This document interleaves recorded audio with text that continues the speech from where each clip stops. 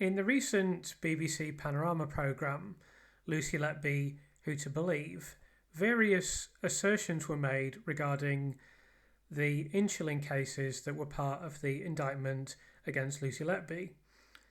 These assertions are further expanded on in the recent book authored by Judith Moritz and Jonathan Coffey. So in this video we're going to examine those comments and assertions and the validity of them.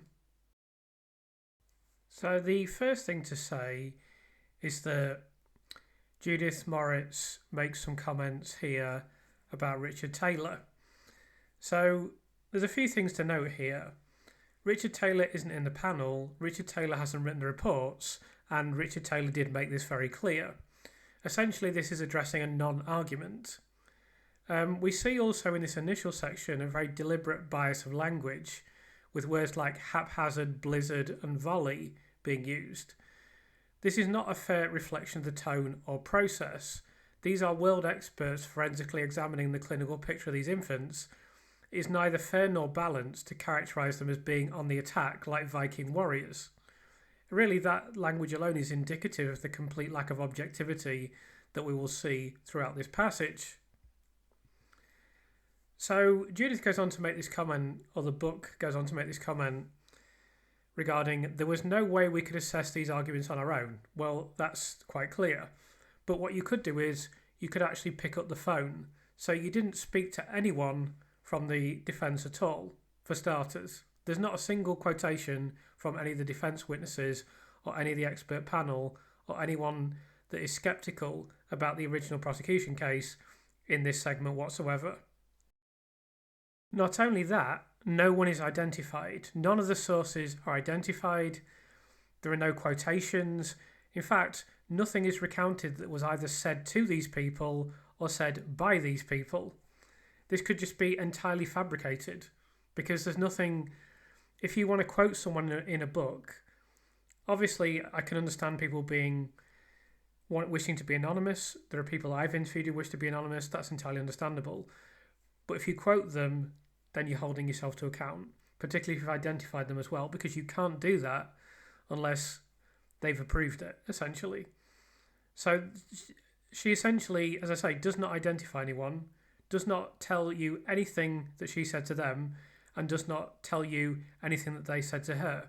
So that means that there's no confirmation, nothing is confirmed about any of this conversation or anything that is recounted in this chapter. So she also makes some comments regarding Chase and Shannon, which are kind of like a pathetic internet troll, essentially. She sort of questions their credentials when, firstly, she hasn't seen any of their work. She hasn't seen the modelling and she hasn't seen their conclusions. Not that she would be able to understand them. So that pretty much invalidates everything that's in this passage that we're going to discuss anyway. But then in addition, the kind of slightly condescending attitude that she has towards them.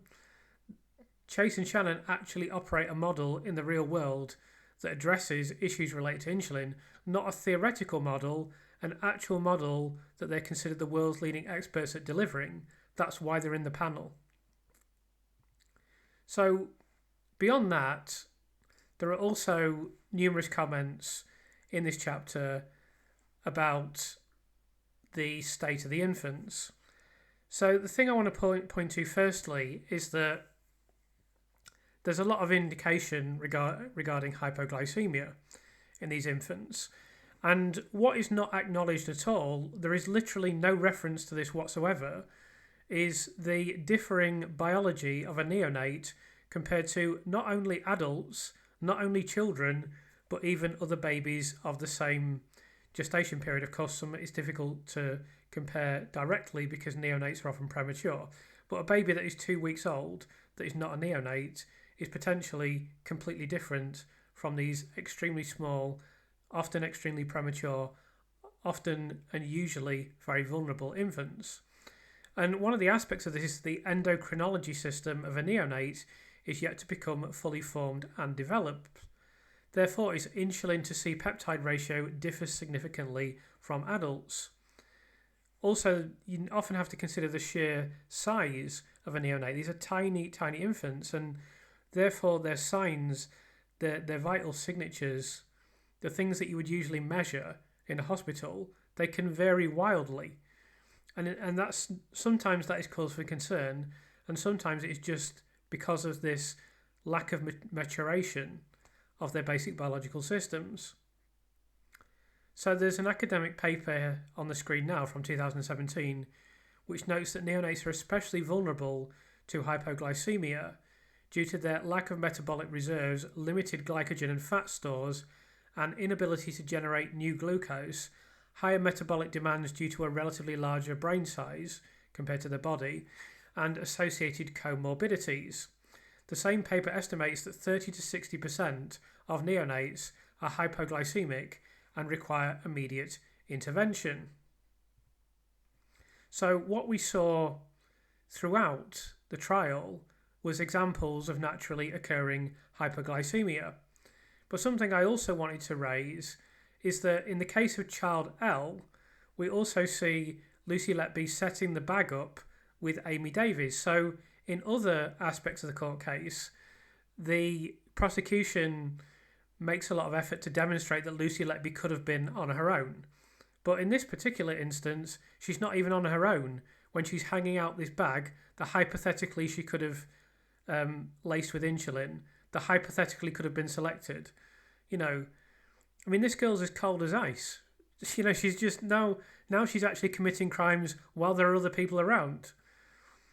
So, child L was recorded to have hypoglycemia, and doctors recorded that hypoglycemia continued despite regular infusions of dextrose. So efforts were made to deal with this. And this was both when Lucy was available and she was the designated nurse, and when Lucy was not available and she was not the designated nurse. And incidents and instances where there were similarly suspicious, you might describe it as, or concerning figures, when Lucy wasn't there, this is just hand waved away and not part of the court case.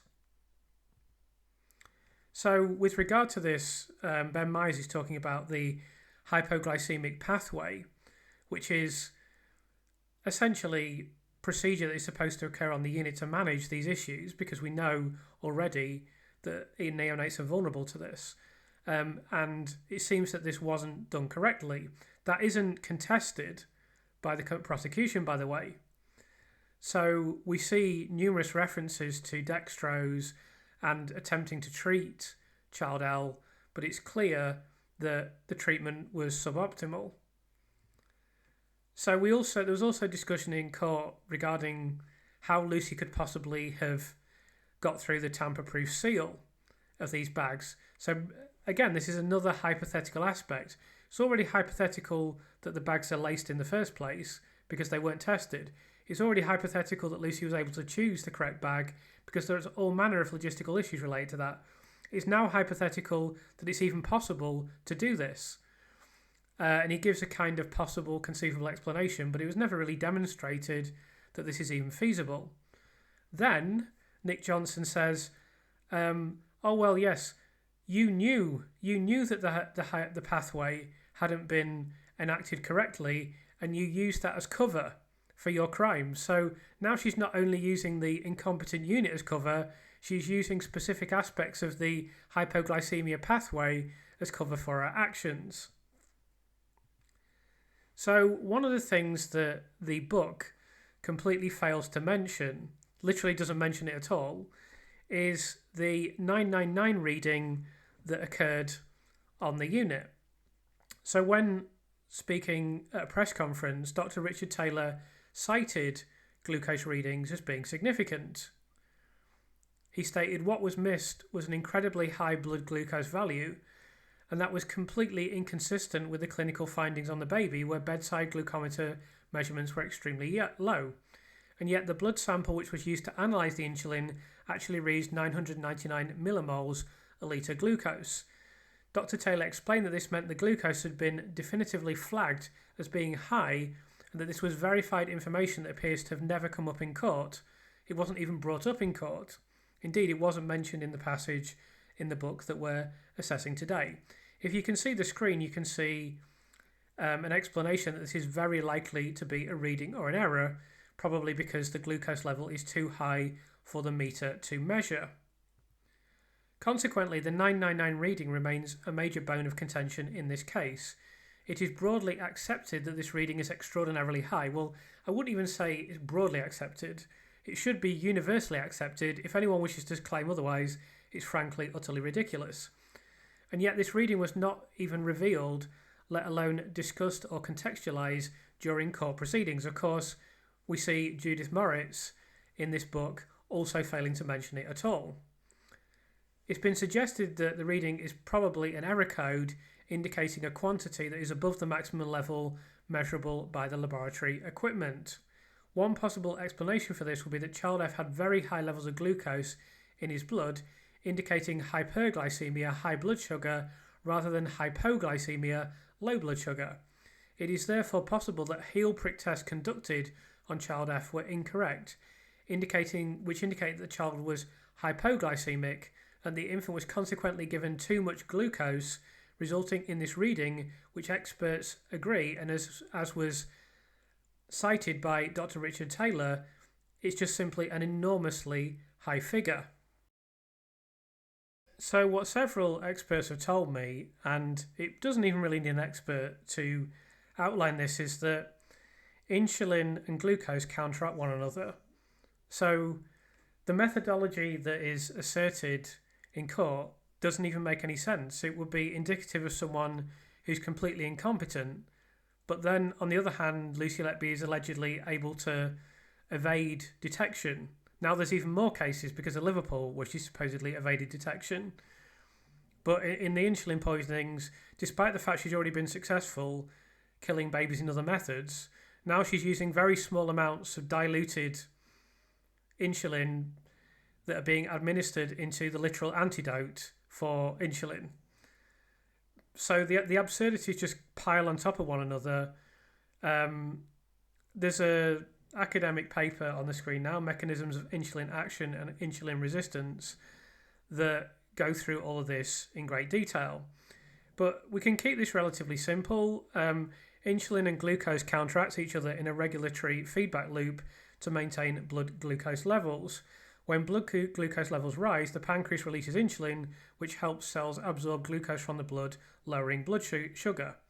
Conversely, when blood glucose levels drop, the pancreas releases glucagon, which stimulates the liver to release stored glucose, raising blood sugar. So, in the court case, not only do you have all of these other absurdities, but you also have this aspect of the bag being contaminated, despite the fact Lucy Letby didn't know which bag was going to be hung up. She would have needed to access the right bag at the right time. There's evidence of incorrect readings with regard to glucose that gives a completely incorrect picture. And yet we see Hindmarsh here, Professor Hindmarsh, I should say, stating that, probably someone has laced the feeding bag. That's probably what's happened, even though it doesn't make any sense because it's not consistent with the figures that occurred in court. And there's some discussion of this here. But he still says there can be no doubt that somebody contaminated the original bag with insulin. But that just doesn't actually correspond to what we see happening on the unit. And there were other things that he introduced into the case, the sticky insulin, in an attempt to explain away aspects of the figures that are easily observable. But the sticky insulin theory is just not consistent with what actually occurred with the figures. But it's the only way that you can make the Lucy injected into the bag theory work. But of course, there's no solid evidence to prove that ever happened. So it continues with this discussion in the court case where Ben Myers is interviewing or cross-examining Professor Hindmarsh, and he points out that there are problems with the insulin readings because they weren't taken at certain times and therefore several of the assertions that were made don't really add up. And Professor Hindmarsh doesn't deny this.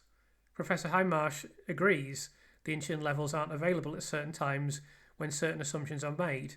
So even the quite tenuous case that was forwarded in court is reliant on certain assumptions for which there aren't any measurements. And this is why we have Mr. Myers describing what has occurred in court as akin to Russian dolls of improbability. He notes that a TPN bag lasts 48 hours, there are a number of stock bags kept, not in any particular order, and that it would require a Nostradamus-like ability to read the future in the event of a targeted attack. Essentially, this doesn't make any sense. And then on top of that, as mentioned previously, the TPN bags come in sterile packaging. It should be extremely difficult to penetrate them without anyone noticing. They just tried to hand wave this away and say, oh, probably you could do this or probably you could do that in the court case.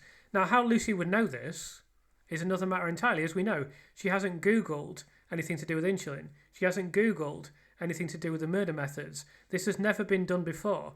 No one can identify a single case where insulin bags have been spiked without at least some manifestation or attempt to make some sort of assertion regarding the physical evidence. This is the only insulin poisoning ever where there's no testing. There's no testing of the bags. There's no physical evidence. We don't know how she got into the bag. We don't know how she would have known which bag was selected. She wasn't on duty when the bag was hung out. On other occasions when the bag was hung out, she was accompanied by other members of staff. So she's committed a crime while being surrounded by people. This is the only instance in human history where this has ever occurred because it's so unlikely. And then on top of that, I mean, I should mention before I read this out, obviously the book has mentioned none of these things. So Judith says the following: when baby F finally improved, this didn't just coincide with an increase in his glucose infusion. So she's talking about glucose, but she's never mentioned on one occasion that there was this enormous glucose reading. And she was at the press conference when this occurred and when this was mentioned by Dr. Richard Taylor. She's mentioned Dr. Richard Taylor. She's mentioned the press conference. She's mentioned the glucose, but somehow she's failed to mention the fact there was enormously high reading at one stage and that this is very likely to be an error. I wonder why that was. I wonder why she's failed to mention that. It must just be an unfortunate oversight. And then she says it also coincided with his intravenous feedback being stopped, the bag that had been contaminated with insulin, according to the prosecution. Although she doesn't mention the extraordinary series of circumstances that have to occur in order for this to be correct. She doesn't mention the fact the bags have never been measured. She doesn't mention the fact that this is not a direct allegation, this is hypothetical. She doesn't mention the fact the prosecution case is hypothetical either. Then she goes on to say, pointing out that the babies should have been given more glucose than they were, as McDonald's experts do, leaves two glaring questions unanswered.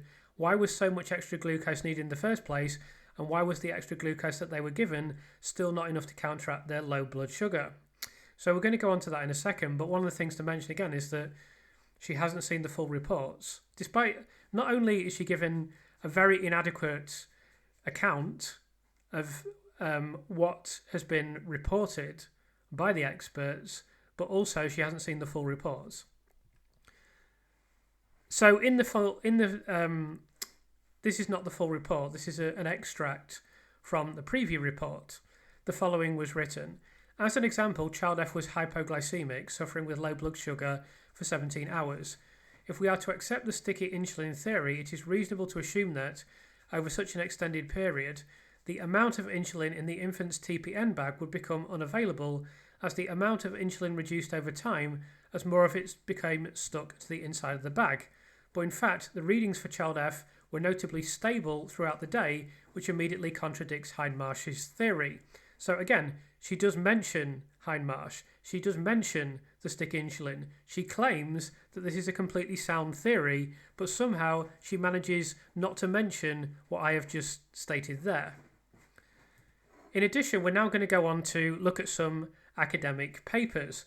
As I mentioned earlier in this video, neonates are known to be extremely vulnerable to hypoglycemia. So the first academic paper we're going to look at is Hypoglycemia in the Preterm Neonate, etiopathogenesis, diagnosis, management, and long-term outcomes. I think etiopathogenesis just means the study of the origin of a disease or illness. I think I'm right in saying that. No doubt someone will correct me in the comments, as they usually do, but I believe that's what it means. So this was authored by Sharma, Davis and Shekawat. In this paper, they note that preterm neonates are uniquely predisposed to developing hypoglycemia and its associated complications due to their limited glycogen and fat stores, inability to generate new glucose using gluconeogenesis pathways, have higher metabolic demands due to a relatively larger brain size, and are unable to mount a counter-regulatory response to hypoglycemia. This is helping to explain some of the things for which Judith had no explanation. Another paper is neonatal hypoglycemia, in which the abstract notes that low blood concentrations of glucose, hypoglycemia, soon after birth are common in neonates because of the delayed metabolic transition from maternal to endogenous neonatal sources of glucose. Neonatal hypoglycemia, low blood concentrations of glucose, is the most common metabolic abnormality of the newborn, with glucose concentrations of under 2.6 millimoles per litre found in about 40% of neonates. So not only are they saying there can be very low blood concentrations of glucose, hence high amounts of supplementary glucose are required, but that this is not uncommon. In fact, it's found in approximately 40% of neonates. Of course, this isn't in the chapter, and Judith doesn't feel any need to do any research. All she says is, we can't possibly assess this ourselves, so what we did was, we did exactly what we criticise the panel for supposedly doing. We expert shopped until we found someone who would say what we wanted them to say, and then we gave an account of what they said in which we didn't quote them once. So I could show more academic papers, but instead of going over many different studies, I thought an overview would be useful as well. So this barely even needs to be said, because there's no way that anyone could possibly disagree with this, but I just asked for an overview of the vulnerability of neonates to hypoglycemia. So neonatal hypoglycemia is a well-recognised and important issue. Why neonates are vulnerable to hypoglycemia: limited glycogen stores. In utero, glucose is supplied continuously from the placenta. At birth, this supply is cut off and the newborn must switch to mobilising glycogen stored in the liver. Preterm infants, small for gestational age babies, and those with intrauterine growth restriction have reduced glycogen reserves, making them prone to hypoglycemia. Immature gluconeogenesis. The enzymatic pathways for generating glucose from other substrates like amino acids, glycerol and lactate are immature in neonates, especially preterm ones. This limits their ability to maintain blood glucose when glycogen runs out. High glucose requirements. Neonates have a relatively large brain to body mass ratio compared to older children and adults. The neonatal brain depends almost entirely on glucose for energy, thus their glucose utilization rate is high. Poor fat stores and limited ketone production. In adults, when glucose falls, ketone bodies provide an alternative brain fuel. Neonates, particularly preterm or growth-restricted infants, have limited adipose tissue and reduced capacity for ketogenesis. This means they have fewer backup energy sources. Perinatal and maternal factors. Infants of diabetic mothers are especially at risk.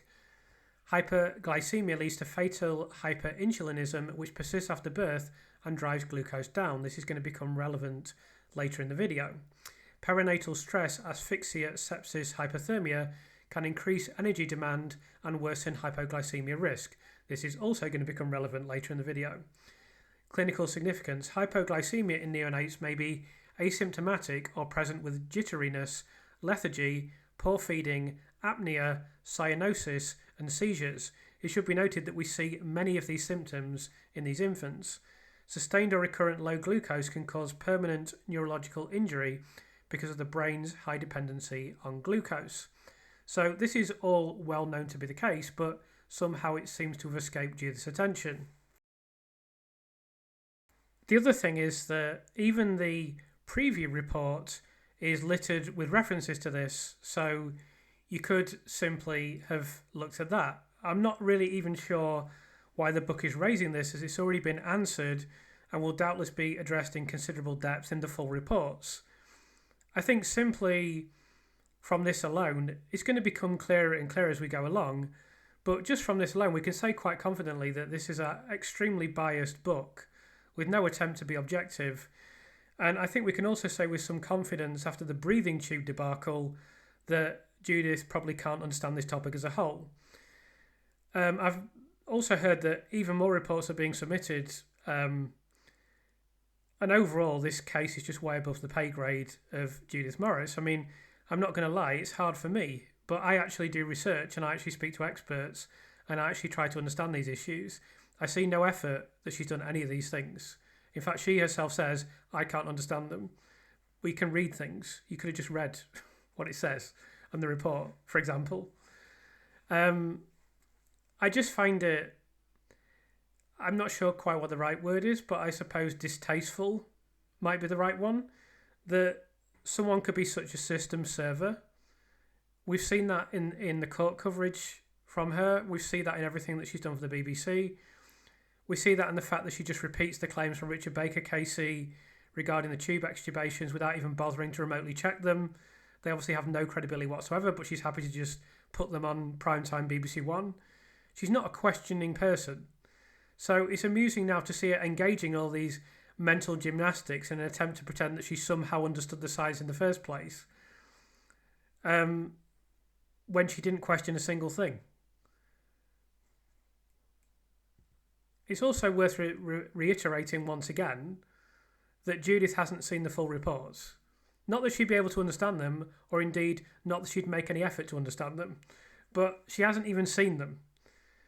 So she goes on then to talk about boluses, repeat boluses, and make some comments about this. Again, there's the very biased phrasing of using line of attack. She's talking about the yo-yo pattern and, we put this to experts, blah-de-blah-de-blah, and they said it was wrong. Although I can't quote anything they said. I can't quote what we said to them. I can just recount to you that I met some experts that I can't tell you who they are, and I can't tell you what I said to them, and I can't tell you what they said to me, but basically they just said that I was right. So talking about here a background infusion of glucose, although I couldn't mention anything about the picture of glucose related to these infants, but I am able to mention this. So the first thing I should say with regard to this is that glucose is mentioned in the report. So it's not as if the expert panel of world-class neonatologists are not aware of this. Now I could research this in depth, but I'm not going to do that because I haven't seen the full report, and the comments from Judith are thoroughly speculative. The comments made in the book really have no merit at all, but I'm just going to show you something just to demonstrate how little merit they have. So just as an illustration, I've typed in what the panel said and then asked, if this occurred and an infant was also given glucose, would this definitely counteract the spiking, or could this still occur anyway depending on specific circumstances? Good question, let's break it down carefully.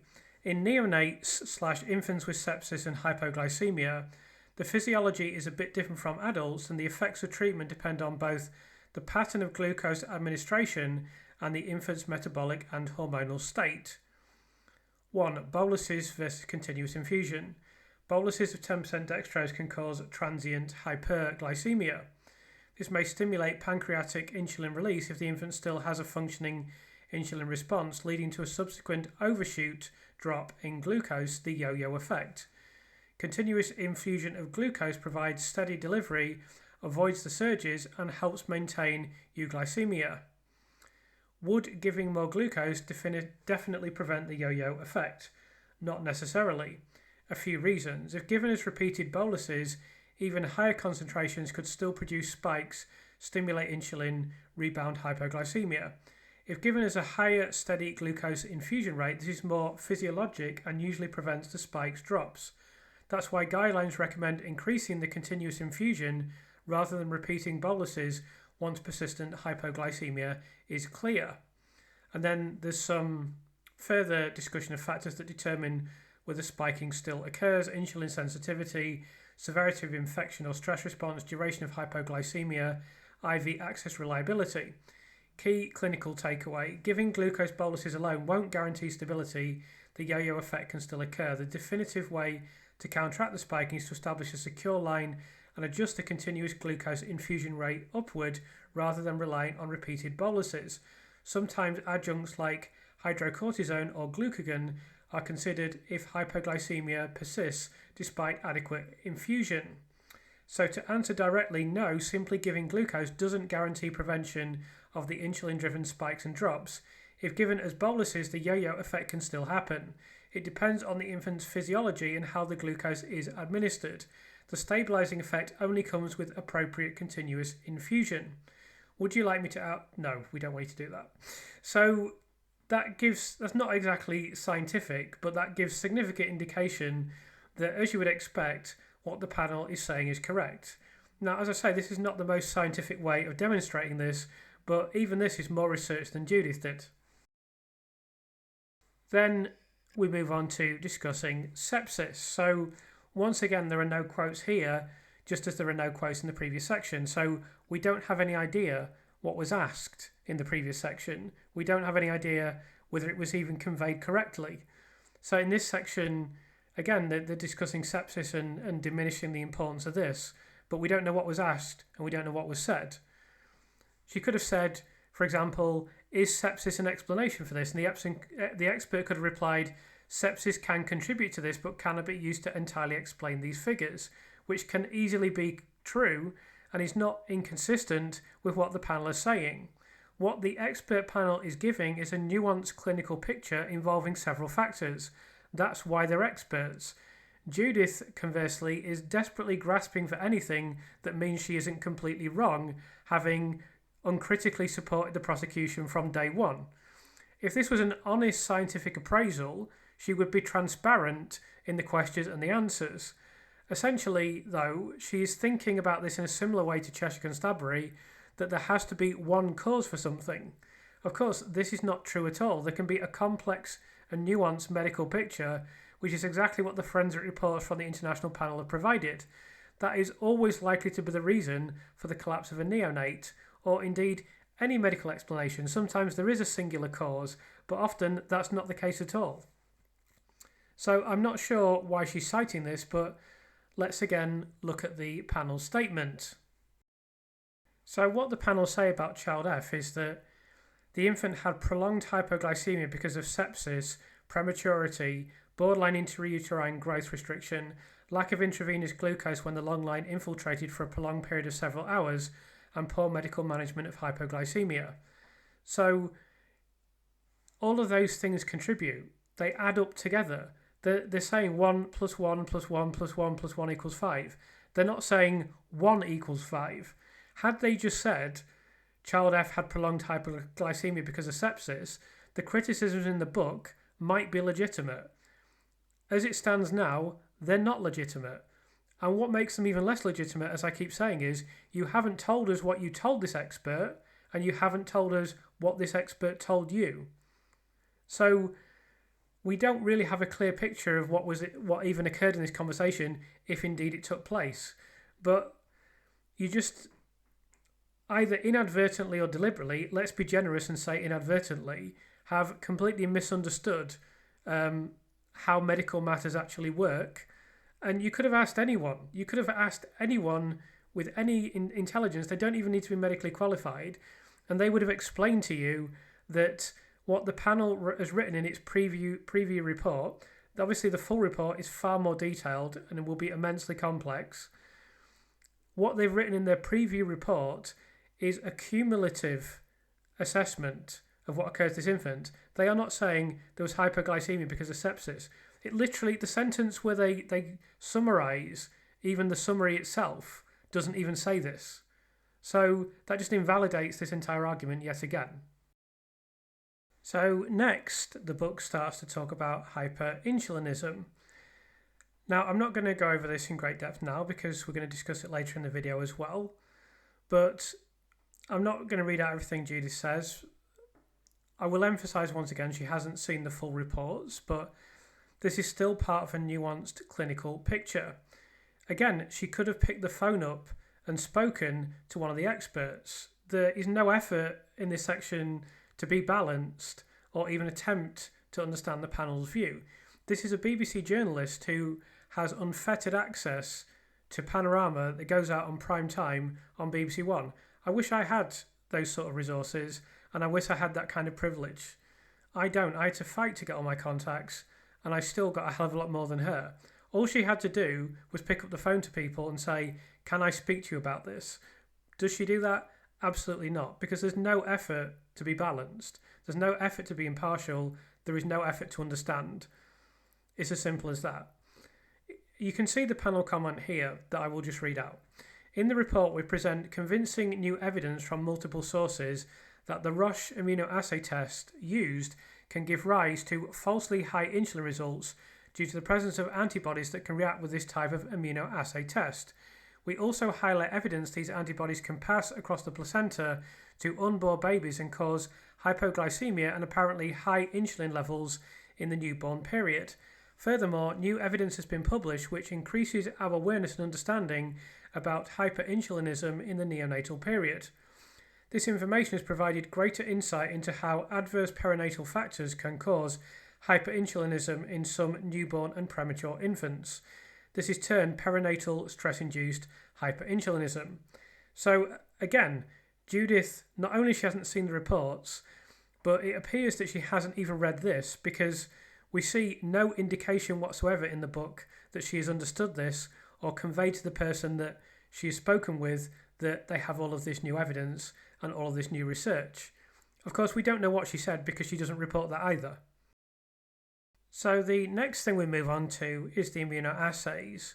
So this is really important because this part of the chapter is particularly weak and just shows a complete lack of researchability, frankly. So this is the only time that she quotes anyone at any stage during the whole chapter. And she says at the end, if you put those results in front of a chemical pathologist, they would come to the same conclusion. It's in the textbooks, it's a classic teaching case. This is exogenous insulin. But we're not going to look at that so much. We're going to look at the references that she makes to immunoassay and assertions she makes about this test. What I will say is that we don't know who this person is. We don't know what was said to him. We don't know that this person was properly shown evidence.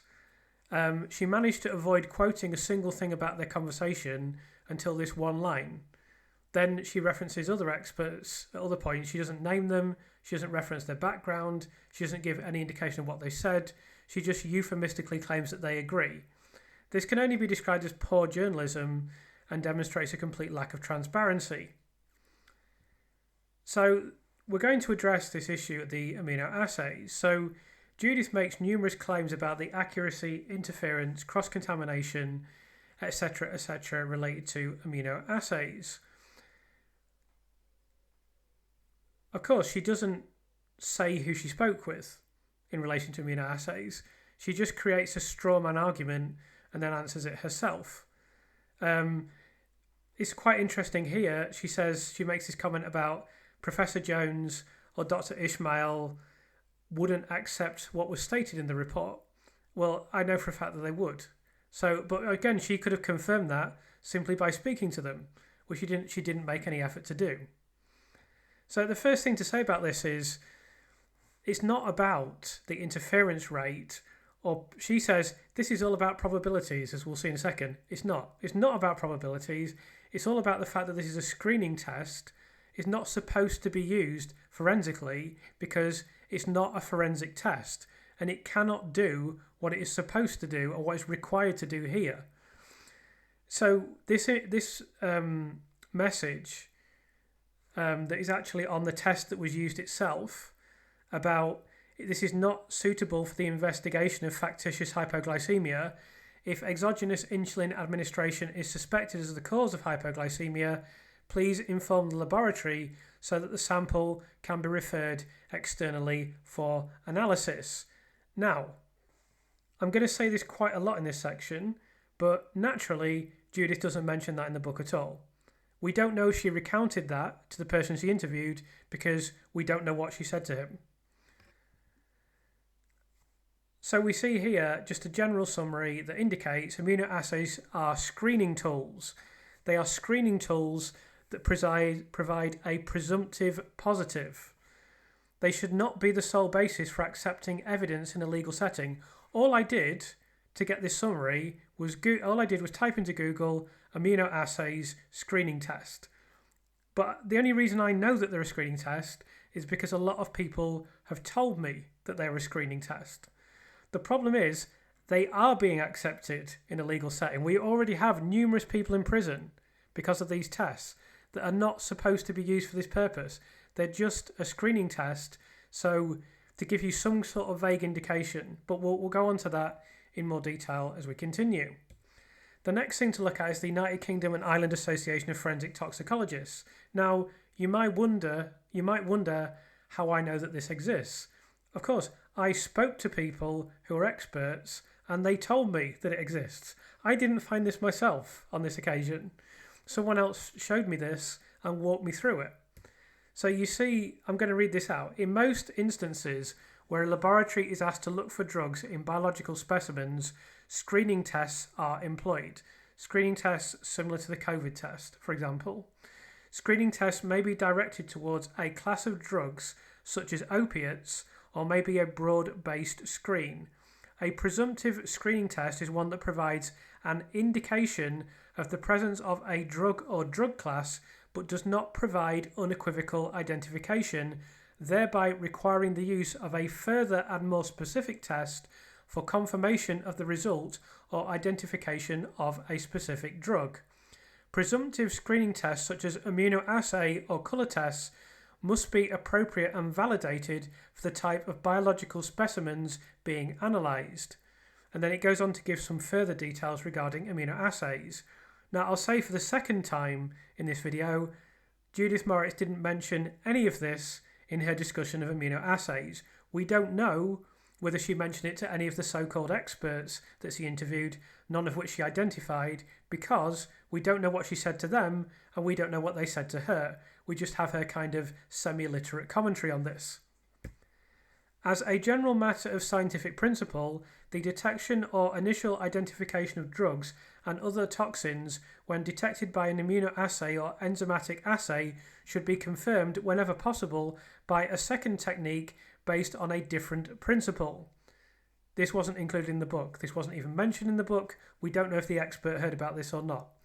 Use of a second immunoassay system to confirm another immunoassay is not regarded as acceptable even if it is deemed to be a more specific assay. So let's be crystal clear on this. Even if they'd used two immunoassays of differing types, with the second one being more specific, even that is not regarded as acceptable. Are you reading that, Judith? Are you hearing that? I know you're way too important to watch this video, so I know you'll never hear about this. You'll just cocoon yourself away. But needless to say, you didn't mention this in your book. You didn't bother researching it yourself. We don't know whether you stated it to the guy you met because you didn't bother telling us what you told him and you didn't bother telling us what he told you.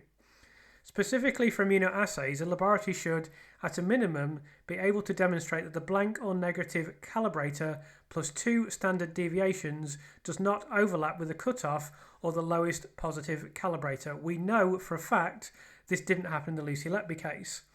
The reporting of a preliminary unconfirmed screening test in a final report is discouraged and further confirmatory analysis should be performed where possible.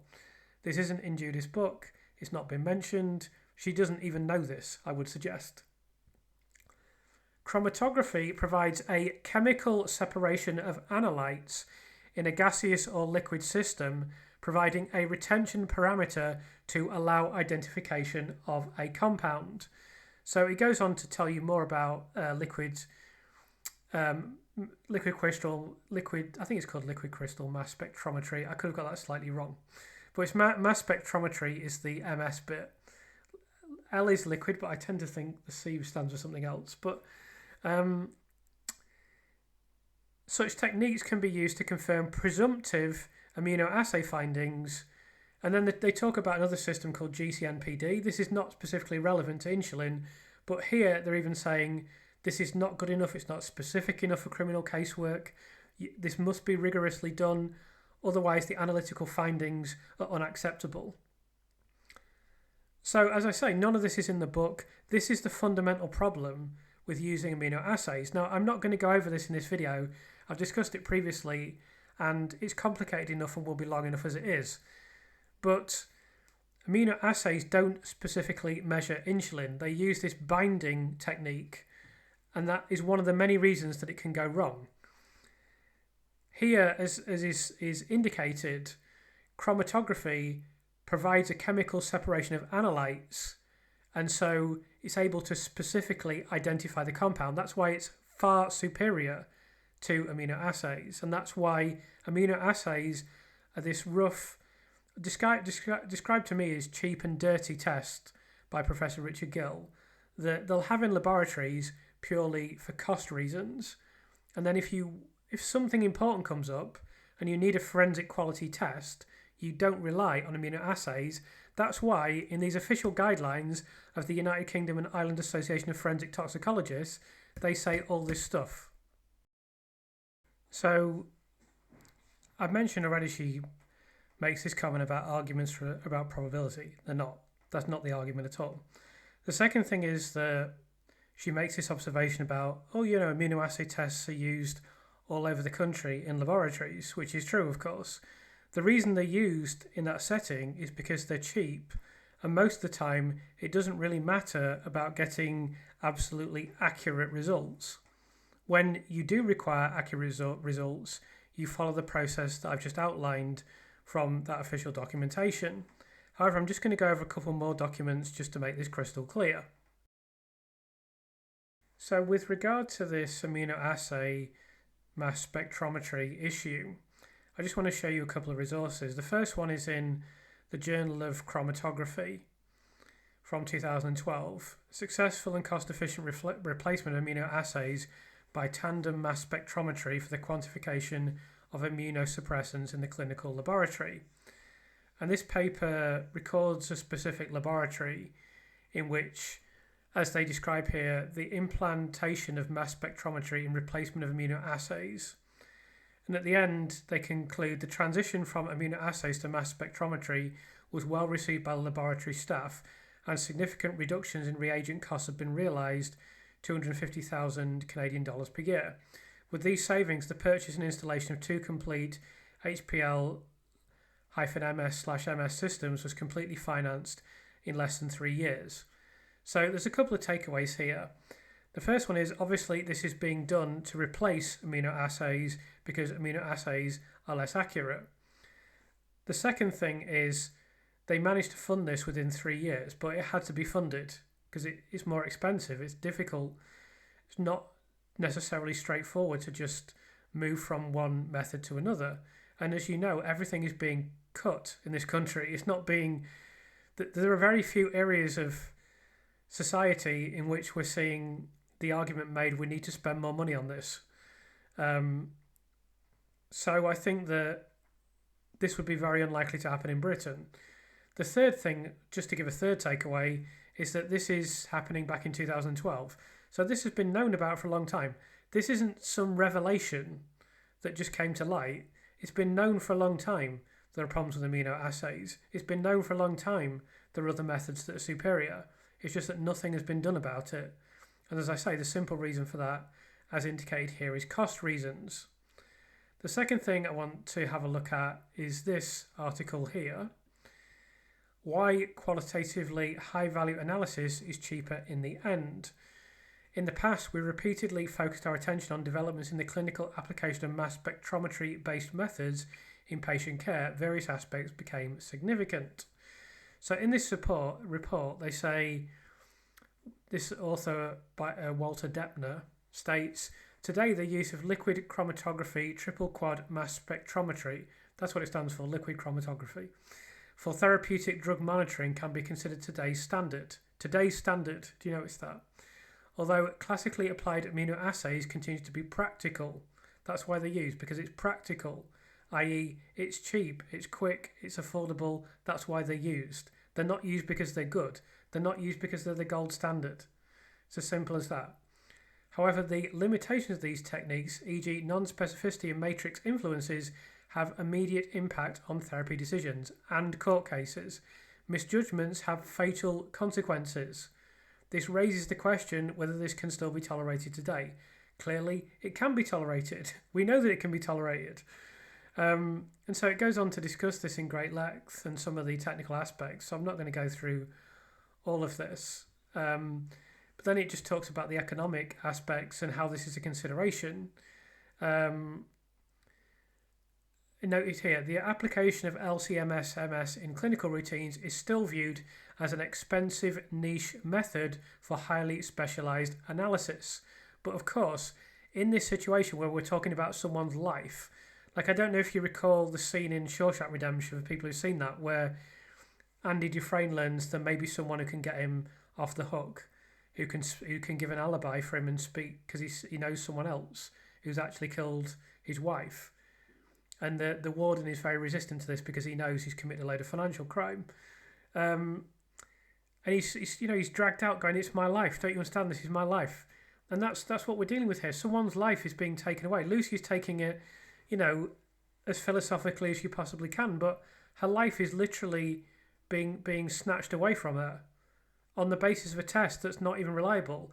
And now we've got Judith Moritz writing in her book that, it's all perfectly fine. It's all perfectly fine. I've decided it's okay because I decided she was guilty in the first place and I have to suck up to the establishment because I'm from the BBC. So I'll just write this book saying everything's okay and I'll ignore all the actual research that I should have done and I won't speak to any of the experts that I should have spoken to and I won't interview anyone from the panel and I'll just write that it's okay because, hey, it's only someone's life that we're talking about. It's not like it actually matters, is it? So in this last paragraph, I'll just read the whole thing. The application of LC-MS/MS in clinical routines is still viewed as an expensive niche method for highly specialised analysis. This perception is obsolete since there are many robust and reliable options available to use. It is desirable for laboratory medicine as a specialty to focus more on the knowledge in methodological development, also for more demanding procedures such as mass spectrometry currently performed so often by chemists. The methodological work would open many more diagnostic options in the clinical context than are currently practiced. Funding entities must recognise that qualitatively high-value analysis constitutes a less expensive alternative to merely cheap test methods. This can gain importance when medico-legal implications are considered. So those two sentences couldn't better illustrate this whole issue. The first thing is that they're just using cheap test methods in laboratories to save money, and that, of course, as this document rightly notes, this gains enormous importance when there are medico-legal consequences, when there are implications for a human being and her life and her freedom and her liberty. So to argue that, immunoassays are absolutely fine, without even bothering to understand any of the reasons why they're not fine, without bothering to ask anyone who understands why they're not fine, is pretty bloody shoddy, if you ask me. So then the book makes this comment about Dr. Gwen Wark. So this is where also Anna Milan is mentioned, Dr. Anna Milan, who's never mentioned again. So in my book, I've written the following. So essentially, this book claims that Dr. Wark testified that Dr. Milan's lab in Liverpool was performing very well. No one disputes the fact that the lab is performing very well. That's not the point. So I've talked about the specific comments that were made by Wark in court. Each of the terms used by Dr. Wark have technical meanings which would have been unknown to the jury and probably the barristers and judge. So one of the things that I should point out, this was something again that Professor Richard Gill pointed out to me and discussed with me when I interviewed him. Accuracy refers to whether the measurement results are reproducible when repeated. Regular programs of testing are conducted on laboratory apparatus within the NHS, and this involves the preparation of identical samples which are sent to labs for results to be measured. This sample is well within the specifications of manufacturers, with concentrations being neither too high nor low, essentially optimal for the equipment. Reliability means that if the sample is within the manufacturer's specifications, then a high insulin reading means that the insulin level in the sample is high. However, if the sample, due to antibodies or other contaminants, does not fall within the specification of the manufacturer, then the high insulin reading gives no indication regarding the nature of the insulin itself, i.e. whether it originated from an internal or external source. By falling within these criteria of being accurate and reliable, the process had met the required standards as denoted by Dr. Wark, but this is entirely irrelevant when it comes to assessing whether the test had actually demonstrated beyond reasonable doubt that synthetic insulin had been administered. So again, none of this is in the book written by Moritz and Coffey.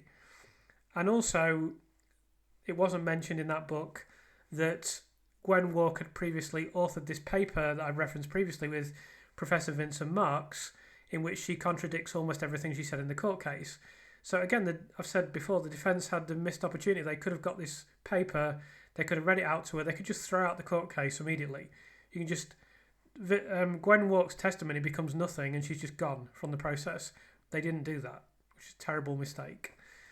The other thing I'll say is that Dr. Anna Milan is barely mentioned in this book at all. One reference in the passage that I mentioned previously, and yet she had this extraordinary exchange with Philip Asprey, who's a prosecutor. Just one matter arising, Doctor, with regard to Guildford. So I understand it. Would Guildford assist with whether it was exogenous or not? No. The results dictate that it's exogenous. They would just help if you were unsure of the source. So really, Guildford would have been deciding or assisting with exactly what type of exogenous insulin. Yes, not whether it was exogenous or not. Correct.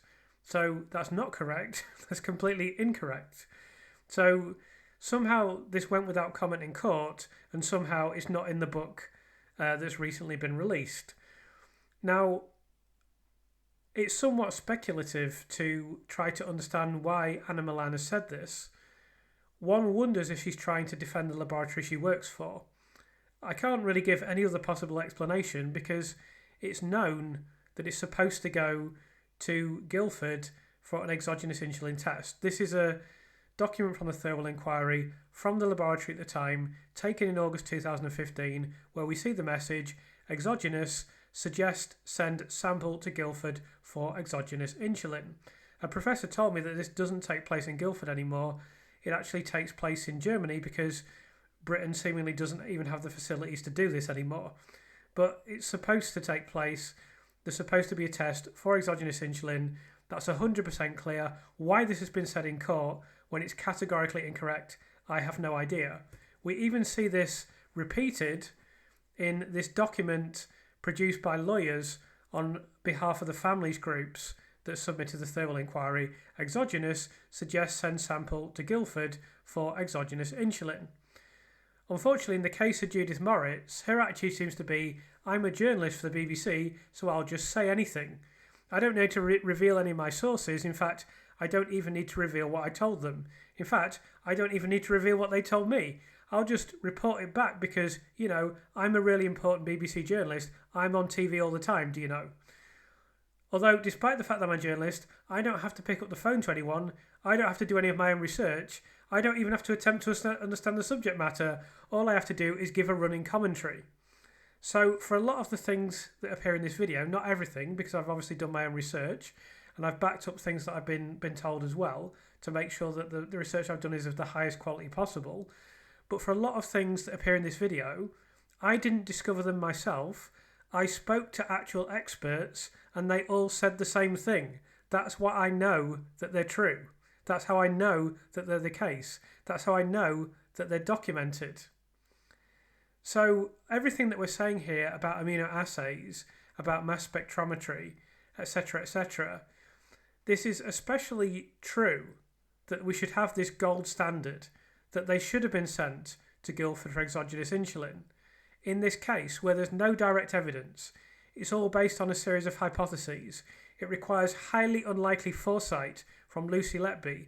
She's not on duty at key moments. There are numerous hypothetical aspects to it. There's a very clear pattern of hypoglycaemia. A lot of the claims don't make sense or can't be proven as a clinical mechanism. No one even attempted to explain how she did this. There's no discussion of how insulin was accessed. There's no audits of missing insulin. There's no vial. There's no syringe. There are clear signs of naturally occurring factors.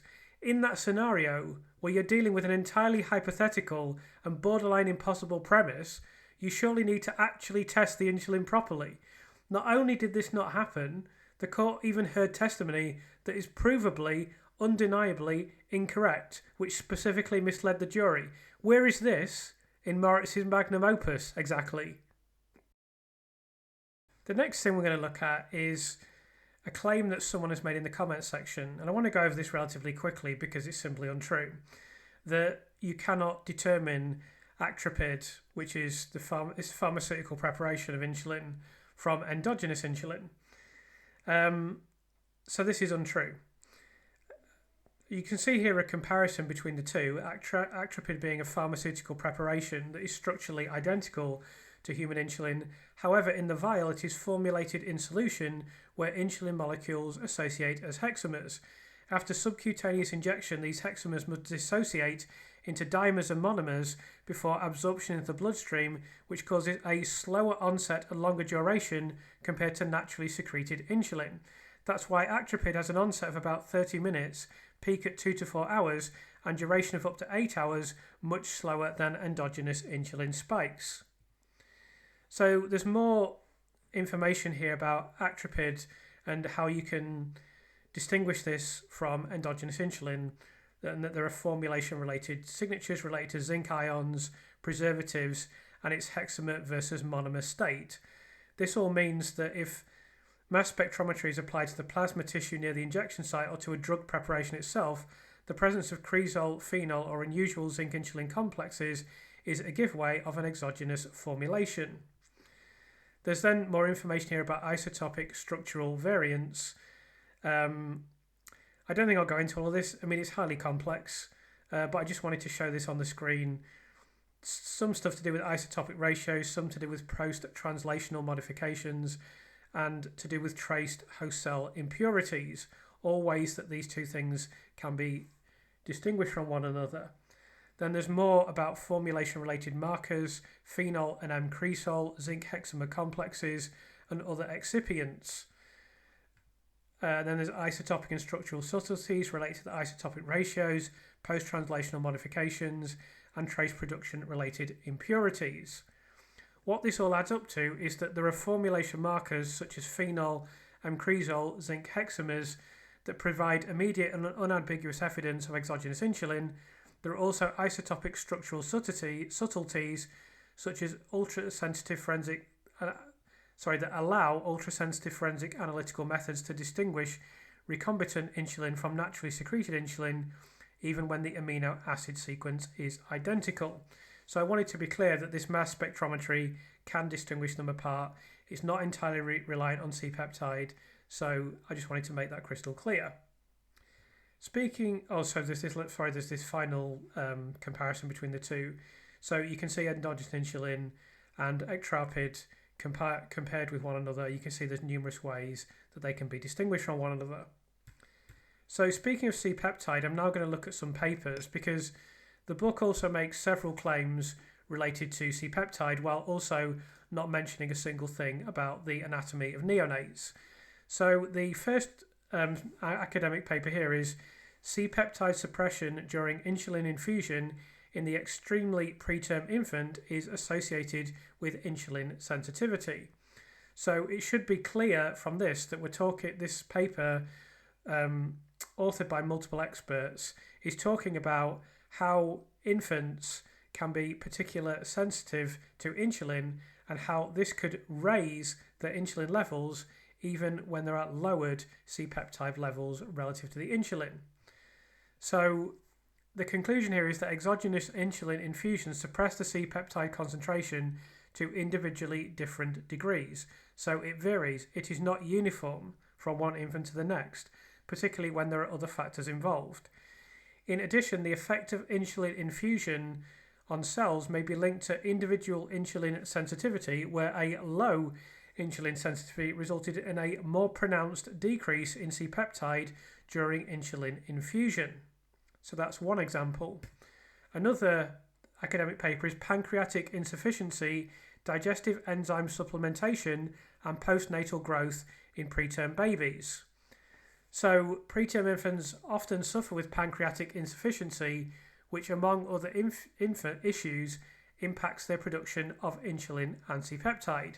We must remember that these are tiny, tiny infants. We're not even talking about the anatomy of a baby, let alone a child. Neonates are quite unlike any other living humans, which is why there is this specific study of them and why you see these type of phenomena that we're discussing in these academic papers. The next one is, do variations in insulin sensitivity and insulin secretion in pregnancy predict differences in obstetric and neonatal outcomes? So in this we see neonatal hypoglycaemia was poorly predicted by all models. So this can be a very difficult thing to spot. There's a lot more information in these papers, by the way. I'm just skimming over them as quickly as I possibly can. The next one is insulin resistance prior to term age in very low birth weight infants, a prospective study. This essentially indicates that infants that are premature and born at lower than typical weights also have a tendency to exhibit insulin resistance. As suggested here, lower gestational age and hypoglycemia are associated with higher concentrations of insulin resistance markers. This means that even if exogenous insulin is administered, the production of endogenous insulin may not be suppressed as expected, which in the process affects c-peptide levels.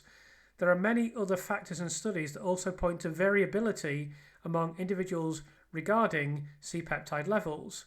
One such paper from 2019 on preterm infants, which is on the screen now, concluded that exogenous insulin infusion suppressed the c-peptide concentration to individually different degrees. In addition, the effect on insulin infusion may be linked to individual insulin sensitivity. As I say, there is much more information and many more studies than can be shared here, but the overall point is that neonate physiology is different even to other young children, let alone those that are more mature, and the way that the bodies of premature infants respond to insulin is unpredictable, complex, and highly dependent on individual circumstances. That is what Chase and Shannon mentioned earlier in the video are doing.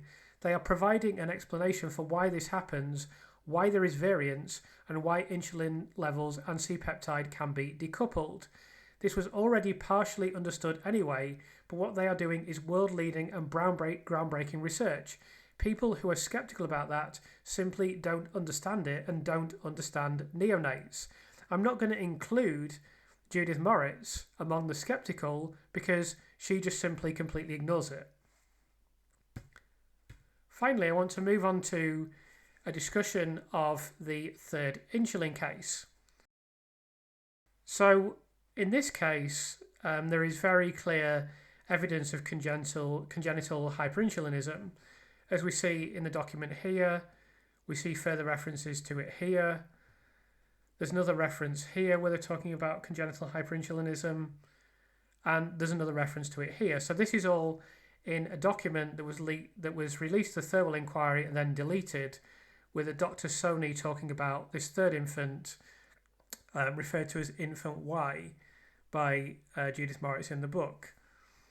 Now, she comments here saying the third insulin case looks like the neatest fit with Lucy Letby's presence. The baby's blood sugar dropped dramatically within hours of her coming on duty, and the blood sample that showed insulin poisoning was taken while she was on the unit. So there can be many explanations for this. The panel obviously haven't reported on this because it's not in the court case. What worries me about this case is that Judith Moritz expresses the opinion in the book that this case is a clear indicator of Lucy Letby's guilt. And considering that she could easily have spoken to the police, it very much worries me that Lucy could be charged for this case. And this could be one of the cases that has been sent to the Crown Prosecution Service. Now, I haven't seen any reports that indicate that, but as the police have no transparency and don't release any information, they wouldn't necessarily have told anyone. Of course, they will tell the very few people that are still favourable to them, such as Judith Moritz. So It's possible she has inside information, which is why she's come out so strongly in this book, indicating guilt, when the document we have indicates that it's congenital hyperinsulinism. So that's very worrying for me. I don't want to worry other people, but at the end of the day, it's been filed and sent away to the Crown Prosecution Service and they will make a decision. Hopefully we'll never hear anything about it ever again, but I am concerned that she's going to be charged with an insulin case, but we'll just have to wait and see. The fact that I don't know if her referring to it as baby Y or child Y it should be is significant, but that's almost, I don't think that's significant. But I mean, it does concern me. It does concern me that this is going to be a charge. I don't have any inside information about that. I don't know if that's true. It's just something that worries me based on what I've read in this book and based on the kind of thing that I know the police are capable of doing. And that would be incredible because this dates back to 2015. So we're dragging something 10 years back now. They've had this for years and years and years on file. It's not that this wasn't known about at the time. This has been known about for quite some time. And I think it would be fairly extraordinary if she was to be charged on this now. I can't say that's going to happen, but it does worry me. Anyway, what we see in the panel conclusion and evidence for both child F and child L is a complex and nuanced picture. Essentially, what Judith Moritz has done is take things one by one and then ask experts whether they can be deemed to have caused certain observed characteristics of these infants, whereas in reality, they all contribute collectively to an overall clinical picture. An analogy that I would make with regard to this would be with reference to bacon and cancer. So if you ask, I mean, this is known, you could look this up in numerous ways, but it's known that bacon is considered a carcinogen. Indeed, it's mentioned here that it's classified by the International Agency for Research on Cancer as carcinogenic to humans. This classification is based on strong evidence that regular consumption of processed meats increases the risk of colorectal cancer. And then there are reasons given for this. However, if you said to a doctor, if you eat lots of bacon, will you contract cancer? They would obviously say that's not necessarily the case. Eating a lot of bacon increases your risk of developing certain cancers, but it does not guarantee you'll contract cancer. Even obviously smoking, which can be said to be more causal than bacon, you can obviously smoke and never contract lung cancer. And you can smoke heavily even and not contract lung cancer. So when you're speaking to these experts, as Judith Moritz has, it's very much dependent on what you tell them or what you ask them. If you ask them the question, can bacon be considered carcinogenic? They will say yes. If you say to them, I've just eaten a bacon sandwich, will I now contract cancer? They will say, it's not impossible, but generally speaking, no, you won't. And so the information that the experts receive, whether they're given a nuanced and true clinical picture, is very important. If you just sit there and go, can this be explained by sepsis? Can this be explained by the way that boluses were given?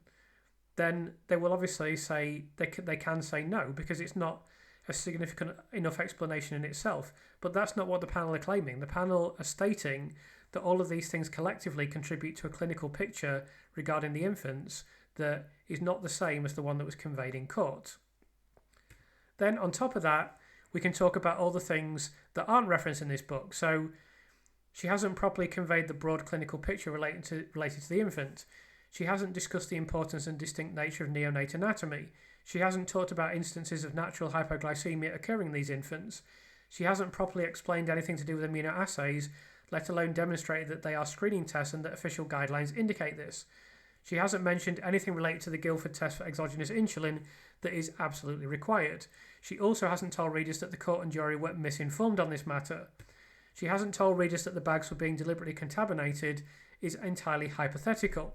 She hasn't informed readers that incidents occur when Lucy Letby is not on duty. She kind of referenced this to a certain extent, but she didn't properly communicate it. She hasn't written about Lucy not being on duty when bags are selected. She hasn't told readers about problems with the sticky insulin theory and its consistency. Indeed, she was an advocate for this theory. She hasn't mentioned naturally occurring hyperinsulinism in the third insulin case, and she hasn't properly contextualised this. She hasn't mentioned that Gwen Wark co-authored an academic paper that literally contradicts everything she said in court. I also forgot to mention that she didn't say anything relevant about glucose in this court case and about the extraordinary readings that were recorded on the unit. So pretty much everything in the chapter that I've referenced is either a misrepresentation, a straw man argument, or else ignores key information for some reason. That's before we go into the fact that the language is not exactly neutral, and quite deliberately so. There has been no effort, either in this book or during the recent Panorama documentary, to objectively, let alone thoroughly, investigate this issue, and equally, no effort to even understand the opinion of the panel. There has also been very minimal effort to contact anyone, or so it would seem. Before I conclude this video, I should just mention that this book was co-authored by Judith's sidekick, Jonathan Coffey, to whom I'm fairly indifferent. In conclusion, the first thing that I'd like to say about this book is that essentially it's disgusting and disgraceful. It's quite clearly an attempt that I believe is primarily driven by Judith Moritz to buttress the prosecution, and in order to do this, she's ignored vast swathes of evidence and arguments that are central to why it's an unsafe conviction in the first place. I can't see any conceivable reason for this, except the following. Firstly, she wants to keep her BBC job, and she knows what is required of her as a BBC journalist, which is to support the establishment. And secondly, it's kind of an ego thing, where she's come down very strongly on the side of guilt, and so now she needs to continue to believe that. It's very clear from the Panorama documentary that she has a complete inability to be impartial. We actually see Jonathan Coffey kind of restraining some of her more lunatic moments during that documentary. This book is just an attempt to muddy the waters and pretend that her original opinion is correct. It's worth noting that her original opinion was indeed based on being absolutely, completely and utterly uncritical of everything that occurred in court and everything the prosecution presented, as was her court reporting, I might add. Now, there are massive problems with what the prosecution presented. We know that now. So instead, she now tries to kind of look at some of those things and say, oh, maybe it's not as strong as we thought it was. In this book, she should be saying, initially, I supported absolutely everything the prosecution said, and we now know that large swathes of that is completely incorrect. Aren't I an idiot? Of course, she doesn't quite manage to mention that. Now, you could attempt to make a similar criticism of my book or this channel. You could say, well, you're writing a polemical book from the perspective that Lucy's not guilty. Your channel is polemical. However, the difference is that not only have I spoken to multiple experts and made every effort possible to speak to as many people as possible, and I've interviewed them, and I quote them directly, but I've also attempted to address every single major argument that's made by the prosecution. Now, it's possible that I've missed something in error, and it's also possible that there simply isn't enough room in the book to address it, although it's far more likely to be the latter. But I can assure you that I was a lot more authoritative and exhaustive than Judith is. Things that I've missed out are not very obviously deliberate glaring omissions, as is the case with Judith Moritz, where she just simply does not mention key things. Now, if you wanted to be extremely generous towards her, you could say that she doesn't understand them, and of course that is a distinct possibility. But as she's just failed to represent, failed to discuss, failed to even mention certain things that are of critical importance and that are also widely available, then I can reasonably conclude that there's just no effort to be impartial here.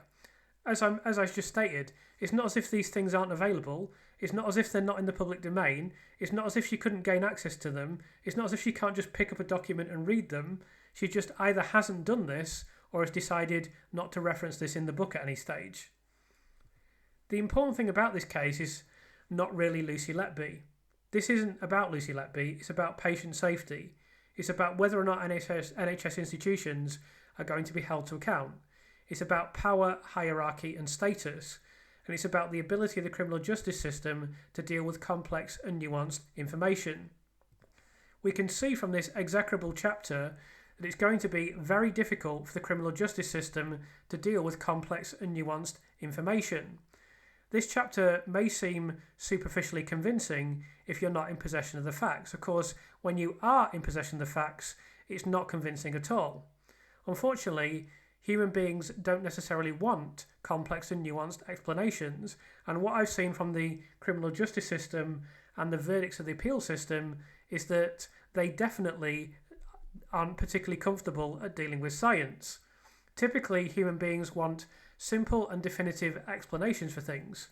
Even in the case of Judith Moritz, who, whatever we think about her, is a credentialed and well-published journalist, she has a complete inability to deal with this information. She wants a simple black and white explanation, much like the police. It's either a poisoning or it is definitively not a poisoning, and that is the definite explanation. That is not how medical matters work unless you're Dr. Evans. I personally have very little hope that the criminal justice system can be properly reformed in a culture which places so little value on truth and legitimate information as compared to sound bites and sensationalism.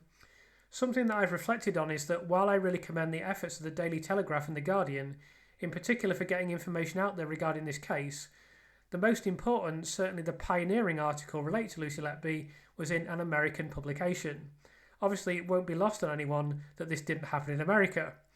Not only is that the case, but it was covered in a depth that is almost impossible in Britain.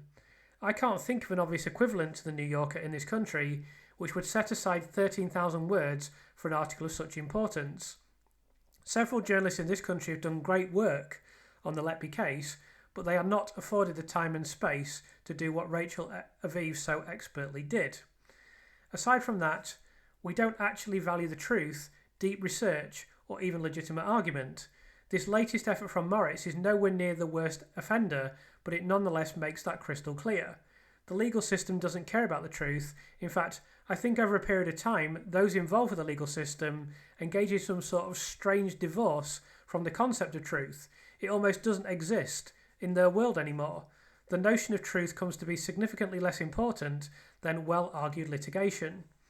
If you have a legal system that doesn't value truth, a culture that increasingly doesn't value truth, and the national broadcast of the country and its most prominent employees don't value the truth, then it's hardly surprising that something like the tragedy of Lucy Letby can be allowed to occur.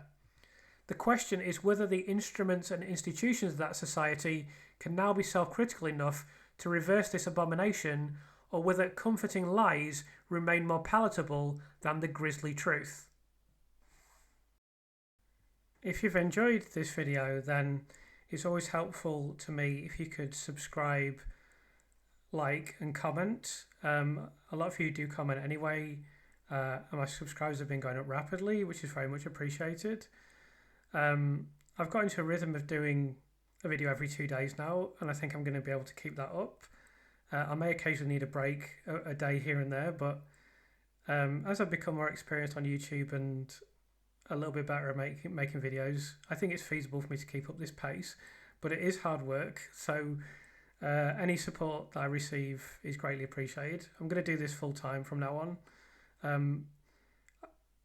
I suppose that I was doing it full time anyway, but I've just decided that as I've received so much support on YouTube, I'm just going to keep doing it full time until Lucy comes out of prison, and hopefully that's going to be, 2 to 3 years from now, maybe even less than that. If it's 10 years from now, it'll be 10 years from now, and I'll still be doing it 10 years from now. Hopefully that's not going to occur. I just wanted to, while I'm on, this has just come into my mind as well. It was 3 days ago, that was the 2-year anniversary of Lucy being convicted. I think it was on the 18th of August, I believe. So I just want everyone to reflect on the enormous amount that's been achieved in that time and the enormous amount of work that's been done. And sometimes the focus can be on prominent people,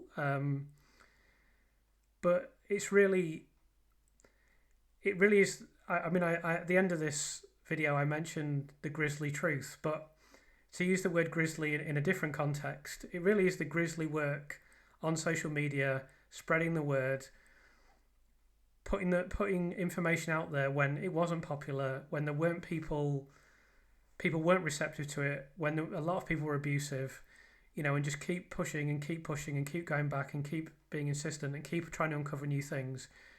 What we've done kind of collectively as a community is a massive contribution to where we are now 2 years after Lucy was wrongfully convicted. So I wanted to highlight that firstly. The other thing that I'll try to remember in a few months is we're coming up to the point where Lucy will have been in prison for 5 years. She was arrested in 2020, November 2020, denied bail, and she's never been out of prison since then. So even if this is resolved quickly, relatively quickly for the legal system, we're still looking at her being in prison for 7 to 8 years, potentially, and potentially more if it drags on longer. So this must be, that's why I want to give everything that I possibly can to help, because she's already had an enormous amount taken out of her life, and we just need to minimise the damage that is done so that she can at least look back at her life and think, well, that was a big dent that was taken out of my life, but it wasn't fatal. I still managed to have a good existence. I still managed to have some happiness. I still managed to have some fulfillment. Yes, it was very regrettable and it was traumatising, but I got over it. And the sooner we can get her out, the sooner, the more likely that is to happen. So it's essential that everyone does whatever they can. And I really commend people for everything they've done. And I will do everything that I can as well. And the last thing I'm just going to mention briefly is that we've been doing pretty well on TikTok, and we had our first 500,000 video today. So just for people who don't know, who might be new to the channel, this is not my TikTok channel. Like, I collaborate with a couple of other people, Jabe and another friend. Our channels there is Lucy Letby Road to Freedom. And we kind of average about 40 to 50,000 views on TikTok, I would say, but we've had a few viral ones that got hundreds of thousands, and this latest one has got 500,000. So it's definitely opened us up to a new audience, and it's been really helpful. So if you do use TikTok, I don't actually get involved with the posting of videos on there, but I say you can use my work in any way you want, and that's my contribution. So if you do ever use TikTok, please feel free to follow us on there. But for now, if you have any comments, queries, questions, or any other remarks, please do leave them in the comments, and thank you for watching.